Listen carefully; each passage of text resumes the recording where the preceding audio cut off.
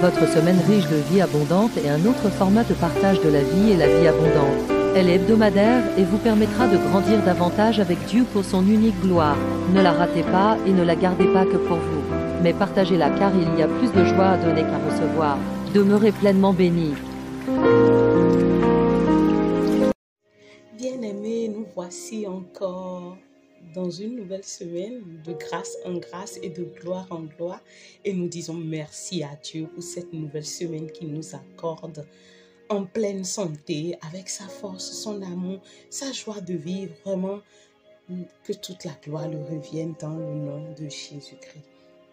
Et le thème avec lequel nous allons poursuivre le travail avec l'aide du Saint-Esprit pour notre salut en cette semaine s'intitule « Notre but ultime ». Notre but ultime. Bien-aimés, vous êtes-il déjà arrivé de vous poser la question de savoir pourquoi je suis sur la terre? Qu'est-ce que je fais sur la terre? Je me rappelle un jour, le Seigneur m'avait conduit pour une sortie d'évangélisation et c'était un petit garçon vers lequel l'Esprit de Dieu m'a amené et je l'ai salué, demandant son nom, me présentant aussi à lui et après je lui ai dit mais qu'est-ce qu'il pense en fait de la vie sur terre? Pourquoi il est sur la terre? Et il me dit mais madame, c'est impressionnant. Vous me posez la même question à laquelle j'ai pensé ce matin. Un jeune homme, mais à peine, il a 12 ans ou 14 ans. Waouh, j'étais espantée. J'avais vu l'action de l'esprit, mais elle était juste droite et effective. Et selon que l'Esprit de Dieu m'a donné, on a su ensemble essayer et quelques réponses lui ont été apportées. Bref, il est parti convaincu de l'amour de Dieu et sachant que nous sommes dans un monde où la déchéance, elle est réelle et qu'on ne peut pas nous en sortir de notre propre force pour vaincre le péché, la chair, les œuvres du diable et tout, qu'on a besoin du Seigneur. Je prie d'ailleurs que le Seigneur se souvienne vraiment de cette semence et qu'il continue de l'arroser pour que cette semence croisse et que si jamais je ne rencontrais pas ce jeune homme sur cette terre, c'est sûr, ça fait déjà 2 ans en arrière, n'importe comment où les choses se dérouleront, que Dieu me permette de le rencontrer au ciel, que le Seigneur Jésus me le présente pour me dire, eh bien, tu te souviens, Balbine, tu étais à tel endroit où je t'avais amené pour l'évangélisation. Voilà le jeune garçon en question. Amen au nom de Jésus. Et bien aimé, sur cette question, il faut dire que c'est une question qui est pleine de sens. Elle est pleine de sens, cette question. Et c'est sûr que chrétiens, non chrétiens, nous continuons de nous la poser. Et personnellement, quand le Seigneur m'a donné ce thème, j'avais cru penser en fait de l'enlèvement, parler de l'imminence de l'enlèvement. Mais dans mon repositionnement, l'Esprit de Dieu a su m'instruire pour que je puisse voir clair selon ce que le Seigneur veut que nous apprenions pour travailler plus à notre salut. Et dans mes recherches, j'ai été confrontée à plusieurs perspectives que je vais d'ailleurs citer ici. La perspective philosophique, religieuse, scientifique, humaniste, qui ont su quand même apporter une sorte de réponse à la question selon laquelle quelle est la finalité de l'homme sur terre. Et selon la perspective philosophique, par exemple, l'existentialisme suggère que chaque individu doit créer sa propre signification à travers ses choix et actions. Et d'autres philosophies insistent d'ailleurs sur la quête de la connaissance ou du développement personnel. Et ce qui a tilté tout de suite dans mon esprit quand je lisais sur ces perspectives, c'est, remarque-le, mes Balbines, tu vois, même ce que la philosophie prône, que ce soit sur la quête de faire un choix pour donner une signification propre à sa vie et aussi d'user de la connaissance, ce sont quand même des choses dont Dieu parle dans sa parole. Parce que, par exemple, si je pars dans le livre de Deutéronome, chapitre, pas Deutéronome, oui, je vais dire Deutéronome d'abord, oui. Le livre de Deutéronome, chapitre 30, Deutéronome, chapitre 30, ça dit ceci, à partir du verset 15. Je ne vais pas lire tout le verset. Je vais vous laisser lire à la maison pour mieux comprendre. Et vous allez voir que vous verrez en fait que enfin, ces perspectives qui sont pour moi en fait à la base, qui dérivent de la science, ils puisent quand même dans la parole de Dieu. Ils puisent et même si ils font croire que ouais, ils n'ont pas Dieu, moi j'estime que il y a quand même la connaissance de Dieu qui s'est révélée à eux. Donc quand on voit dans Deutéronome chapitre 30 à partir de verset 19 à 20, il est écrit ceci, verset 19 à 20. Je prends aujourd'hui le ciel et la terre à témoin. Je vous offre le choix entre la vie et la mort, entre la bénédiction et la malédiction. Choisissez donc la vie afin que vous viviez vous et vos descendants.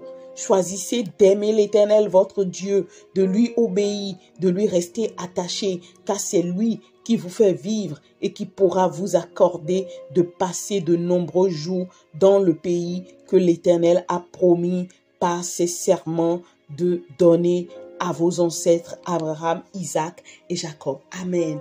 Et toujours sur la question existentielle, mais selon d'autres philosophes, eux, ils demandent de rechercher la connaissance. Et quelque part aussi, je pense que dans le livre d'Osée, il est dit « Mon peuple périt faute de connaissance ». Donc, il est important pour nous de rechercher la connaissance, de la trouver et de nous en servir à la gloire de Dieu.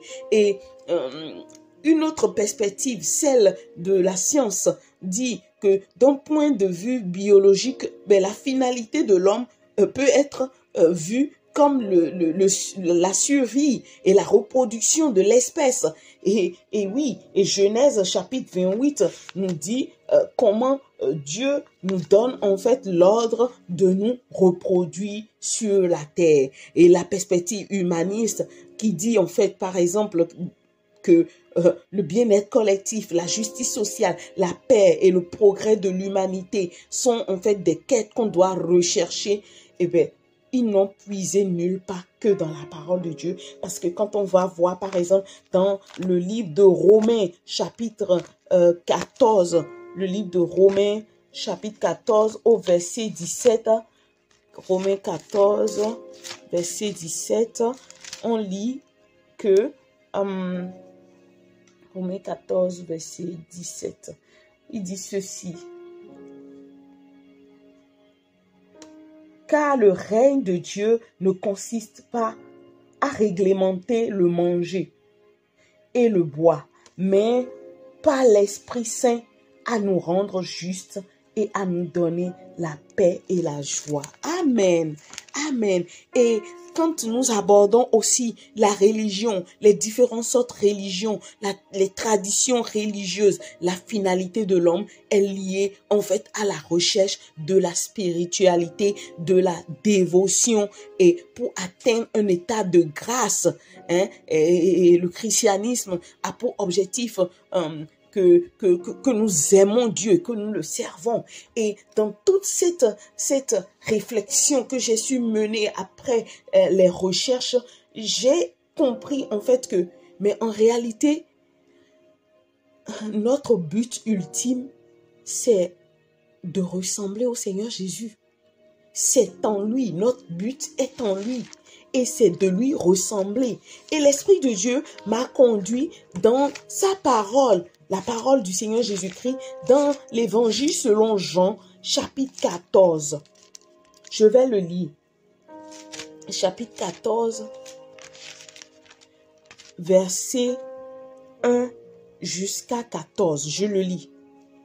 Que votre cœur ne se trouble pas. Ayez foi en Dieu. Ayez aussi foi en moi.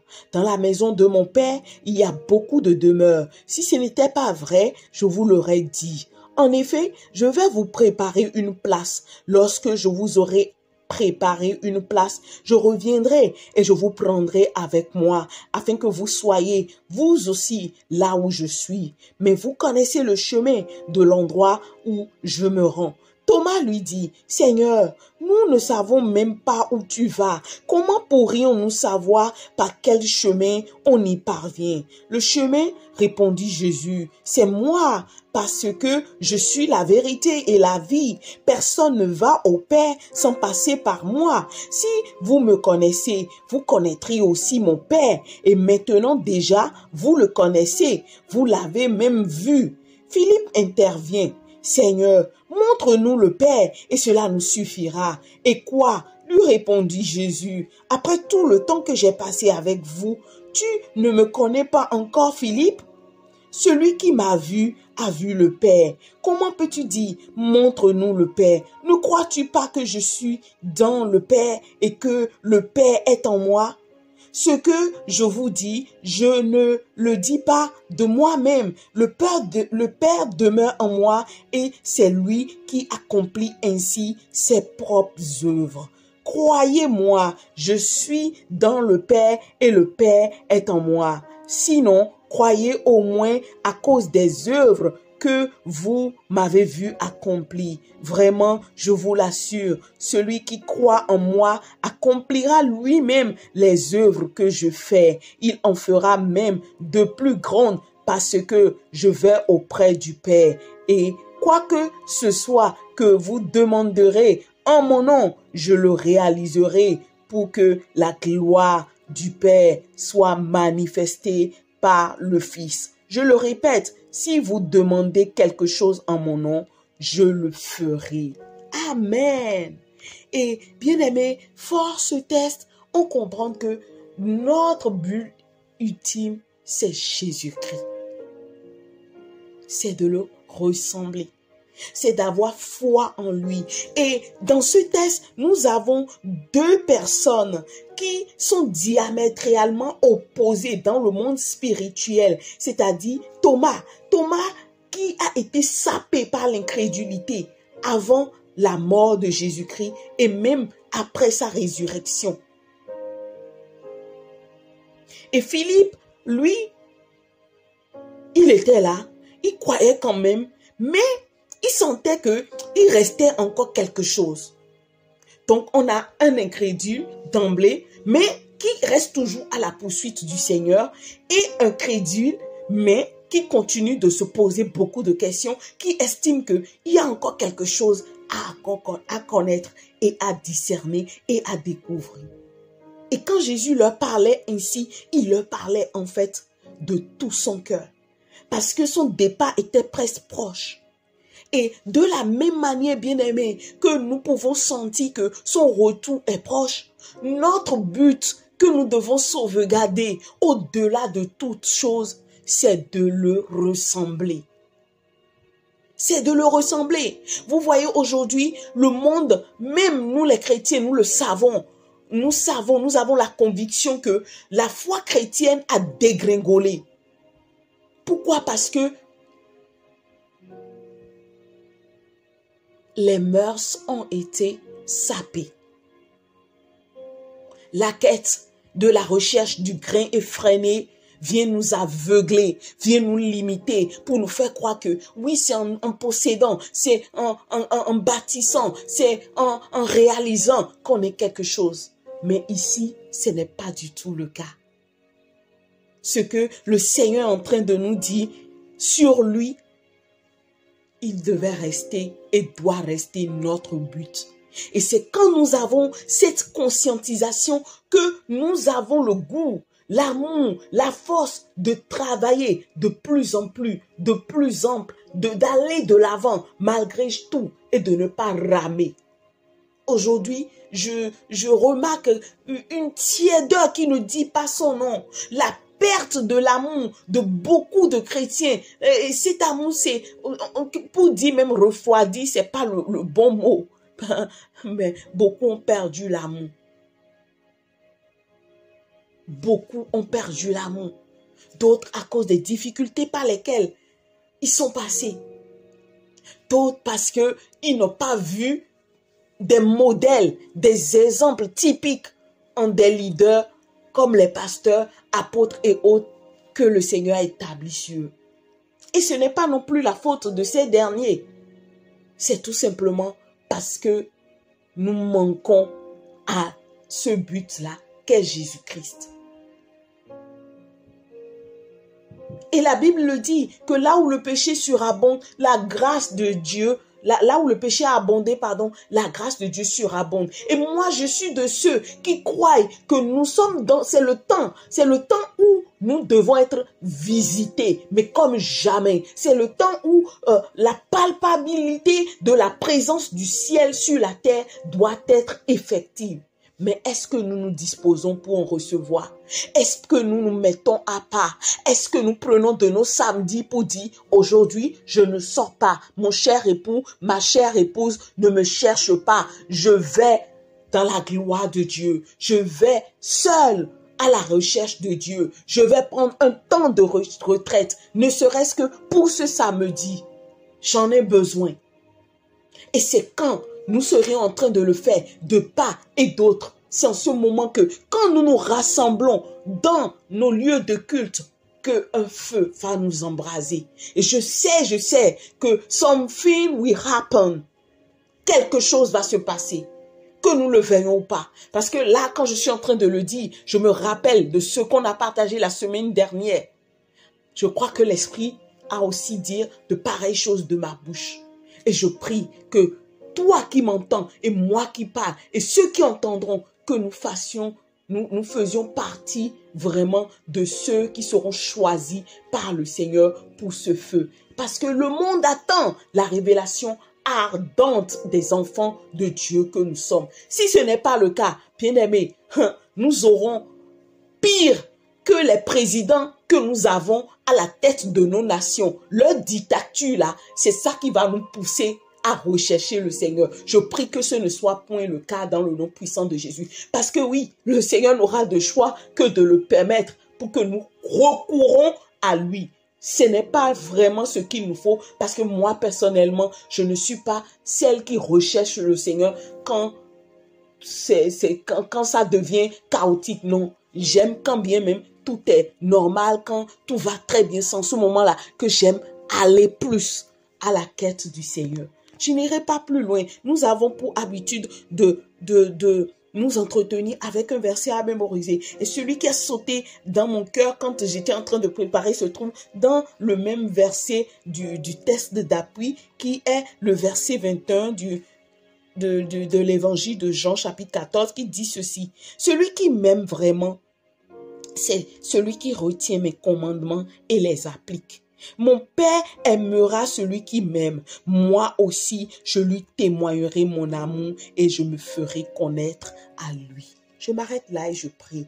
Tendre Père, dans le nom de Jésus-Christ, nous voici, Seigneur, démarrant une nouvelle semaine. Nous réalisons que tu es notre but. Tu es notre but sur cette terre et dans le ciel de gloire, tu le seras. Si ce n'est point le cas, tu n'allais point nous promettre de venir nous chercher. Nous savons que ta parole est la vérité. Et je prie, en attendant que nous demeurons encore vivants, que nous sommes encore ici sur cette terre, donne-nous, Seigneur, de courir plus à toi. Donne-nous de t'aimer. Donne-nous de racheter nos temps, Seigneur, en vivant pour toi. Seigneur, vivant de toi dans le puissant nom de Jésus. Jésus. Seigneur, que nous soyons des instruments de bénédiction pour nos frères et sœurs, Seigneur, de part et d'autre, Seigneur, pour édifier, Seigneur, pour prier pour, Seigneur, pour aimer, Seigneur, pour pardonner, Seigneur, pour assister, Seigneur, pour combler, Seigneur, pour enrichir dans le puissant nom de Jésus. Oh oui, fais ton œuvre dans nos vies, fais ton œuvre pour la gloire de ton nom, que rien ni personne ne nous sépare de toi. C'est vrai que les temps sont difficiles et nous nous posons beaucoup de questions, Seigneur, mais nous voulons croire que tu nous attires plus à toi,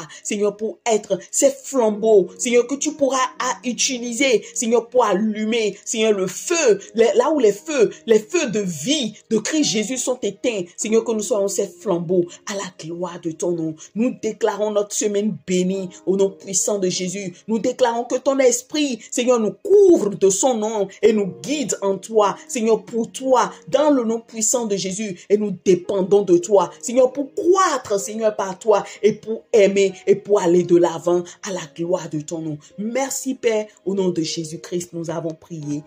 Amen. Bien-aimés, je vous souhaite une semaine bénie au nom de Jésus-Christ, dans un autre temps de la vie et la vie en abondance. À très bientôt. Au revoir.